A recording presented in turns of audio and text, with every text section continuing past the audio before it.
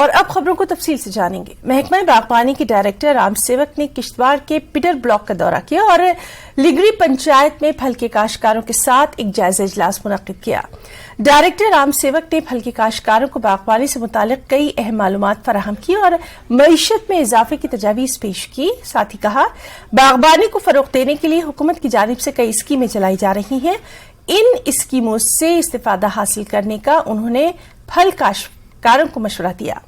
Director बागबानी ने हर मुमकिन मदद फराहम करने की भी यहां मौजूद तमाम काश्तकारों को यकीन दहानी करवाई। एक अवेयरनेस कैंप का आह्वान किया था और यहाँ के फार्मर के साथ हमने अच्छा एक इंटरेक्शन शुरुआत की और यहाँ हम जो बेसिक जो चीज़ें थी, यहाँ जो इनकी समस्याएं थी, उनको हमने सुना और ख़ासकर जो हमारा यहाँ पे जो फोकस है वो वालनट और एप्पल जो है उसके साथ रहेगा और इनको हमने पूरी जो है अपनी एडवाइजरी जो है उसके बारे में दी और हमने जो जितनी भी स्कीमें जो हैं, हमें पूरी आशा है कि यहाँ के जो किसान जो हैं पूरी तरह से हमारे जुड़ेंगे और हमारे डिपार्टमेंट के साथ हाथ से हाथ मिलाकर हम आगे बढ़ेंगे। Jammu Kashmir electrical engineering graduates association की जानिब से अपने मुतालबात को लेकर डोडा में एहतजाज किया गया।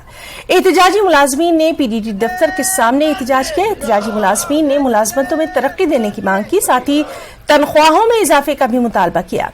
एहतजाजी मुलाजमीन ने मसाइल हल न होने की सूरत में एहतजाज में शिद्दत लाने की धमकी दी।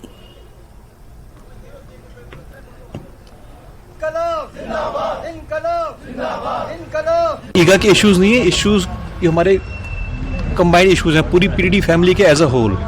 हमारा पीडीएल जो है काफी बरसों से काम करा, रात को भी करा, दिन को भी करा, बट रेगुलराइजेशन उसकी अभी तक नहीं हो पाई है। एज पर जो इसके रिगार्डिंग डिसीजन भी हुआ है वो ये है सैक डिसीजन, उसमें इनको रेगुलाइज करना है, लेकिन अभी तक वो लोग रेगुलाइज नहीं हुए हैं। नई रिक्रूटमेंट हमारे डिपार्टमेंट में बिल्कुल वो उसका नाम ही नहीं है। 16 में हुई है लास्ट टाइम रिक्रूटमेंट जेईज की, उसके बाद कोई भी रिक्रूटमेंट हमारे पास दिखने को नहीं मिली।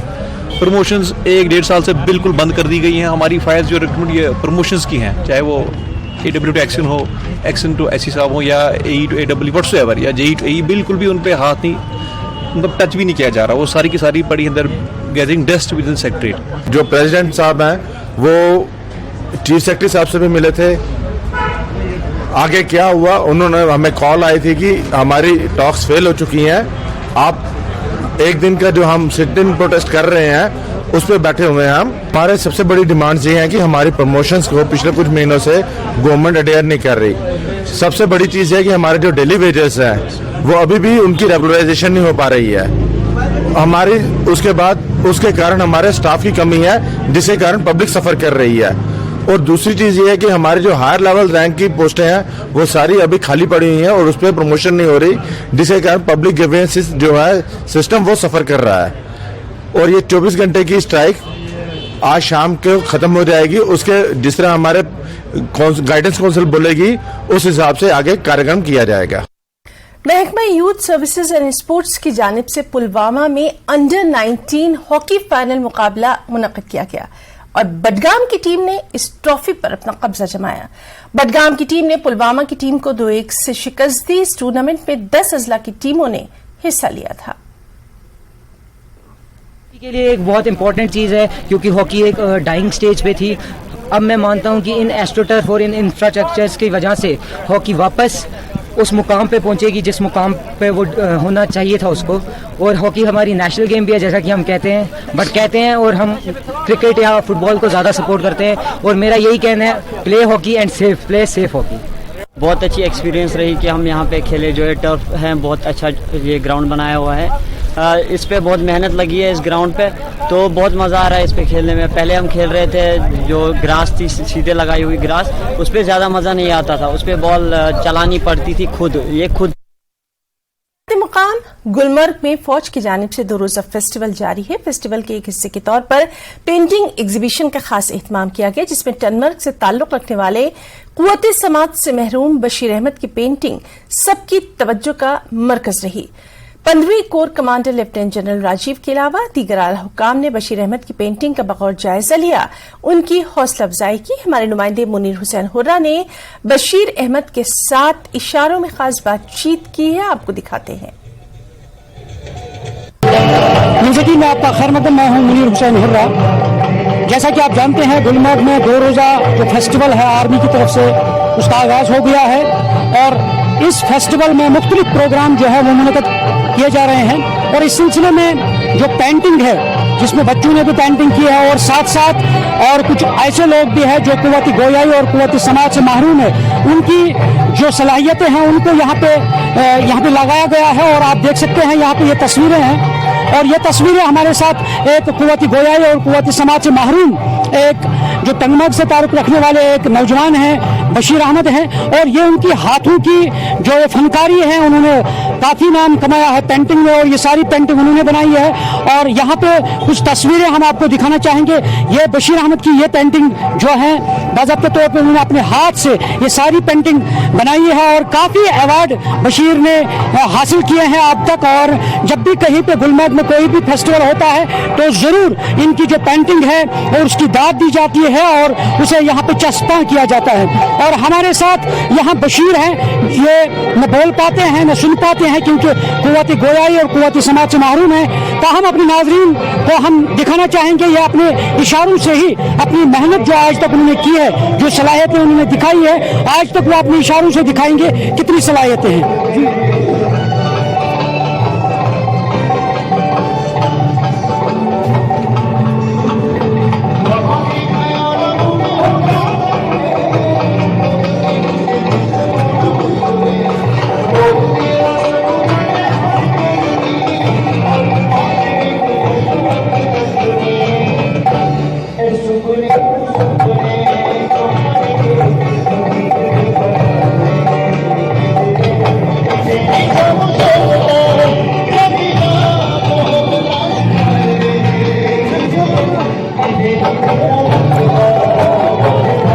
नाज़रीन, आपने सुना है कि किस तरह कह रहे हैं कि जो आर्मी के ऑफिसर्स हैं, जैसे स्टार दिखा रहे हैं कि आर्मी के ऑफिसर्स मेरे पास आए हैं, उन्होंने मुझे कहा कि अपनी पेंटिंग आप यहाँ पे चस्पा कीजिए, वो दिखाए ताकि जो भी लोग यहाँ पे इस फेस्टिवल में शामिल होंगे वो देख लेंगे उनकी सलाहियत, जो हाथों की जो सलाहियत है, फनकारी है, वो देख पाएंगे। और इस तरह ये खुश है आज क्योंकि यहाँ पे जो लोग आएंगे, सयाह आएंगे और ये 2 दिन के इस फेस्टिवल में, तो जरूर वो इनकी इस फनकारी और इस जो महारत है उनके अंदर, जादूगरी हाथों की, उसको जरूर दाद दी जाएगी। और इस तरह ये बशीर साहब खुश हैं क्योंकि ये टंगमर्ग से ताल्लुक रखते हैं और उन्हें आज तक काफी अवार्ड जीते हैं। और बहुत सारे ऐसे लेजेंडरी, बहुत सारी शख्सियत ऐसे हैं जिनके उन्होंने हूबहू शक्लें उतारी है और अपने हाथ से उतारी हैं। और इस तरह जरूरत है कि ऐसे नौजवान जो हैं उन्हें दाद देने की जरूरत है, उन्हें आगे बढ़ाने की जरूरत है। जम्मू कश्मीर के लिए मैं गुलमर्ग से मुनीर हुसैन हुर्रा। मुल्क के दीगर हिस्सों की तरह भदरवा में भी नेशनल लोक अदालत का एहतमाम किया गया। भदरवा के कोर्ट कॉम्प्लेक्स में लोक अदालत प्रोग्राम का इनेकाद किया गया। डिस्ट्रिक्ट लीगल सर्विस अथॉरिटी की क़यादत में इस प्रोग्राम का इनेकाद किया गया। इस दौरान 1500 से ज़ायद ज़ेर इल्तवा मुकदमात की यकसूई की गई। Ramesh Lal, secretary district legal service authority, ने बताया कि डोडा, ठाठरी और गंदों में भी लोक अदालत के तहत इजाफी बेंचेस लगाए गए ताकि अवाम के मसाइल को आपसी मुफाहमत के जरिए हल किया जा सके। हमारी 3rd नेशनल लोक अदालत है, अक्रॉस द कंट्री चल रही है। हमारे स्टेट में भी पूरे हर डिस्ट्रिक्ट में जो मुनक़द की जा रही है, इवन की हाई कोर्ट में। और जहां डिस्ट्रिक्ट डोडा में हमारे 5 बेंचेस कॉन्स्टिट्यूट किए गए हैं। 2 बेंच जो है भदरवा में है, डोडा में 3 बेंचेस हैं, गंदो और ठाठरी में अलग से है बेंच है।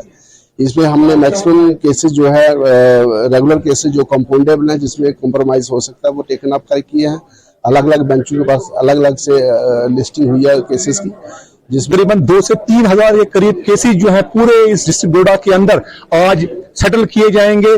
इसमें मैट्रिमोनियल केसेस हैं, 138 NIA एक्ट के केसेस हैं, सिविल जो सूट्स हैं, सिविल डिस्प्यूट है, प्री लिटिगेशन केसेस हैं, मैट्रिमोनियल केसेस हैं, उनको जो है इसमें, और कंपाउंडेबल जो केसेस होते हैं, ट्रैफिक चलान होते हैं, उनको इसमें सेटल किया जाता है। और जो अवार्ड होता है लोक अदालत का, वो एक डिग्री होता है और उसकी कोई भी अपील जो है नहीं होती है। और जब फैसला हो जाता है लोक अदालत का तो उसके बाद फीस जो है रिटर्न कर दी जाती है लिटिगेंट्स को। यहाँ रुकना चाहेंगे एक छोटे से ब्रेक के लिए।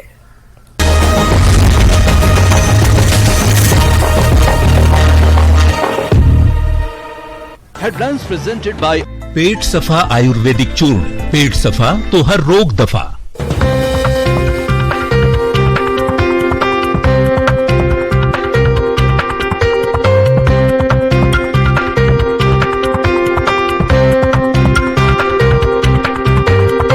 Headlines presented by पेट सफा आयुर्वेदिक चूर्ण। पेट सफा तो हर रोग दफा।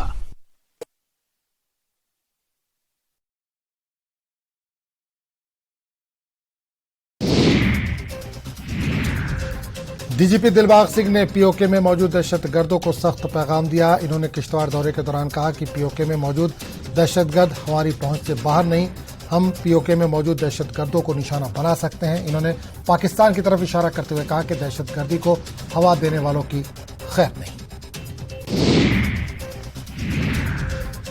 दफा 370 वापस मिलने की उम्मीद। नेशनल कॉन्फ्रेंस के सर डॉक्टर फारूक अब्दुल्ला का बयान। कहा, इंडिया अलायंस की जीत को लेकर हैं पुरउम्मीद। शेख मोहम्मद अब्दुल्ला की बरसी के मौके पर मरहूम को पेश किया गया खिराज अकीदत। जम्मू कश्मीर कांग्रेस सदर वक़ार रसूल वानी का बयान। आर्टिकल 370 की बहाली पर कोई भी फैसला होगा, पार्टी को काबिल कबूल। G20 ममालिक के हिंदुस्तान की सदारत पर किया खुशी का इजहार। आइंदा अर्बन लोकल बॉडी इलेक्शन में किसी भी प्री पोल इत्तेहाद को किया मुस्तरद।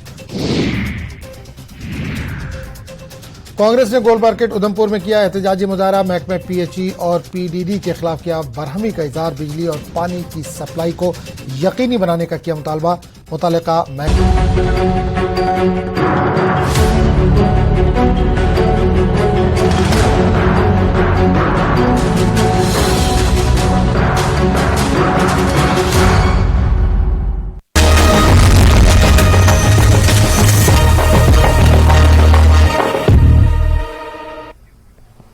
और ब्रेक के बाद JKLH लाइव में खबरों को आगे बढ़ाएंगे। जम्मू कश्मीर और लद्दाख हाईकोर्ट के chief justice N Koteshwar Singh ने डिस्ट्रिक्ट पुंछ हेडक्वार्टर में तीसरी कौमी लोक अदालत का इफ्तिताह किया। लोक अदालत में मुतादिद केसों के मुतासरीन में इमदादी रकम के चेक तकसीम किए गए और महकमे समाजी बहबूद की तरफ से माजूरों को दिए गए स्कूटर भी फराहम किए गए। इस मौके पर चीफ जस्टिस ने लोक अदालतों की अहमियत पर बात करते हुए कहा कि लोक अदालत का मतलब है जिसमें लोग हिस्सा लेते हैं, क्योंकि आम तौर पर लोग महसूस करते हैं कि इंसाफ जजों और वुकला के हाथ में है, लेकिन लोक अदालत में लोगों को शामिल किया जाता है ताकि वो जिस किस्म का इंसाफ चाहते हैं वो उन्हें सही तरीके से मिले। मुझे पुंछ आकर बहुत खुशी हुई। 6 में मिनिस्ट्री ऑफ पंचायत राज ने कहा कि Poonch is one of the most backward districts. तो मेरा बहुत पहले से और इच्छा थी कि मैं एक बार विजिट करूं। कैसे है पुंछ के बारे में तो सुनते हैं, बहुत सारे अखबार में भी आते हैं। तो मुझे अच्छा लगा कि इस दिन हमारे लोक अदालत के नेशनल लोक अदालत, जब क्योंकि सारे देश भर लोक अदालत मनाया जा रहा है। लोक अदालत का मतलब यही है कि लोग, ordinary people get involve in the legal process. जैसे मैंने कहा था कि लीगल प्रोसेस हम समझते हैं कि लॉयर्स और जजेस के हाथ में है, और जज क्या फैसला देंगे अंत तक पता नहीं चलता। लेकिन इसमें लोक अदालत ऐसा एक सिस्टम है जिसके जरिए लोग अपना क्या फैसला चाहते हैं उसको सबसे अच्छे से अच्छे फैसला को निभाने के लिए, प्राप्त करने के लिए एक माध्यम बन जाता है। इसलिए मैं समझता हूँ कि जब आज जो पुंछ के लोगों को भी एक मौका मिलता है, सारे देश भर जो एक मूवमेंट चल रहा है लीगल सर्विस अथॉरिटी के माध्यम से, लोक अदालत का एक बहुत महत्वपूर्ण डेवलपमेंट है।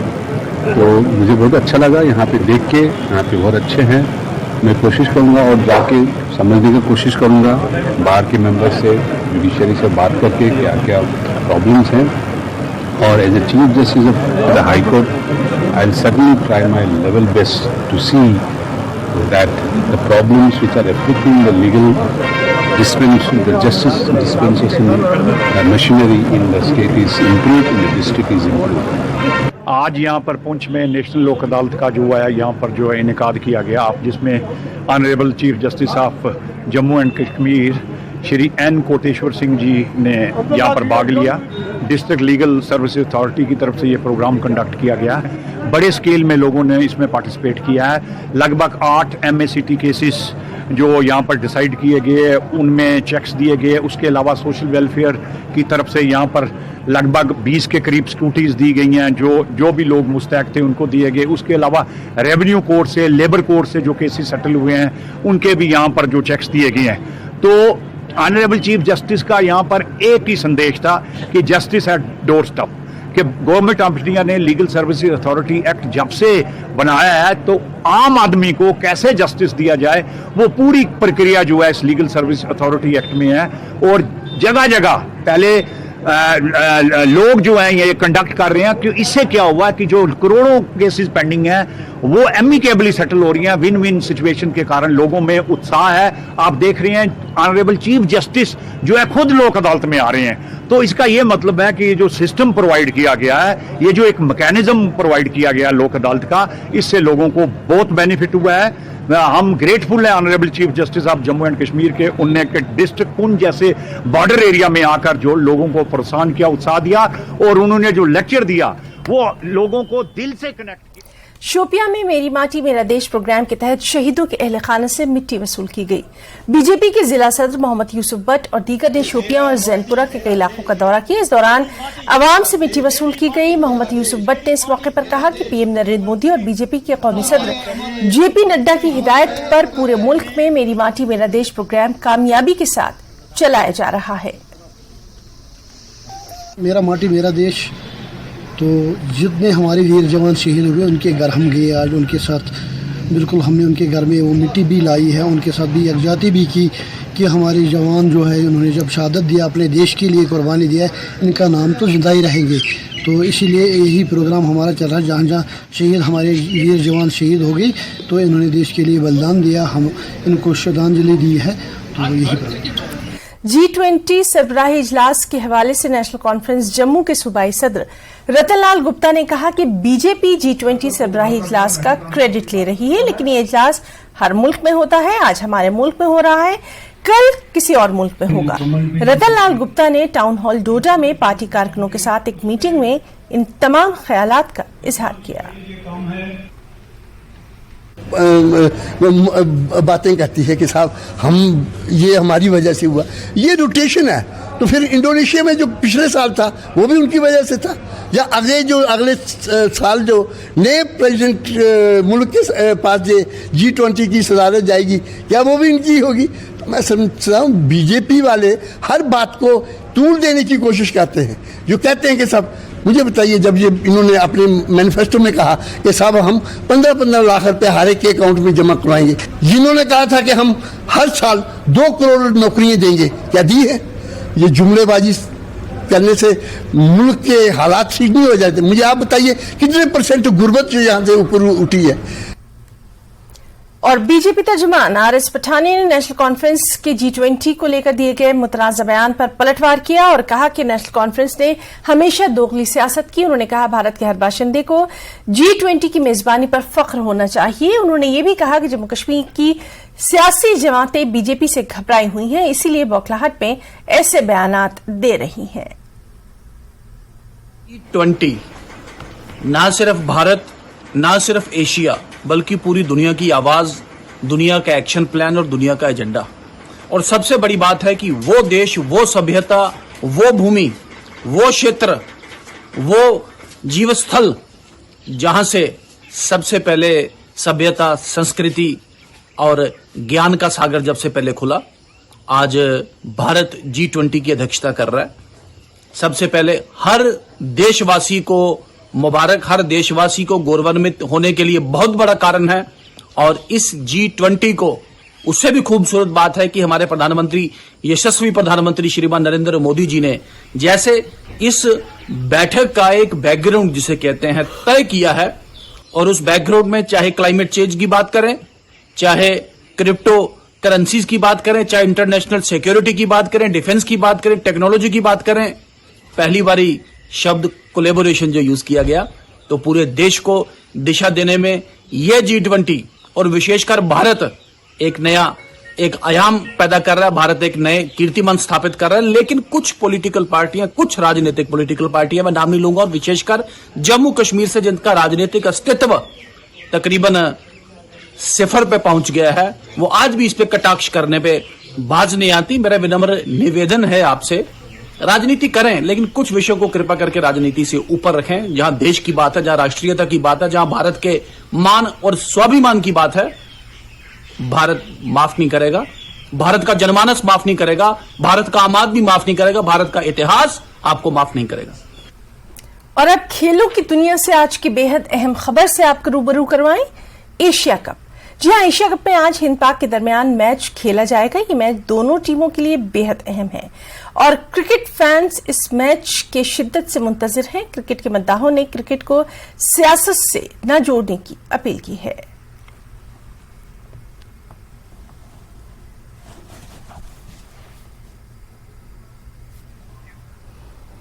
खबरों में फिलहाल इतना ही। आदाब।